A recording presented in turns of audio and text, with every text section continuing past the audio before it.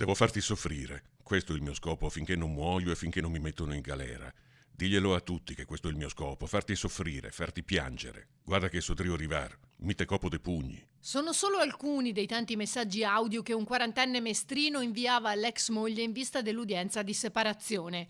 Minacce continue a partire dal febbraio 2024 che avevano indotto la donna a presentare denuncia e la procura ad aprire un fascicolo per atti persecutori. Con la procedura del codice rosso il quarantenne è stato arrestato e portato in carcere a maggio. Dopo qualche settimana però il suo legale era riuscito ad ottenere un ridimensionamento della misura cautelare, facendo uscire lo stalker di galera ma con il braccialetto elettronico alla caviglia e naturalmente col divieto di avvicinarsi all'ex moglie.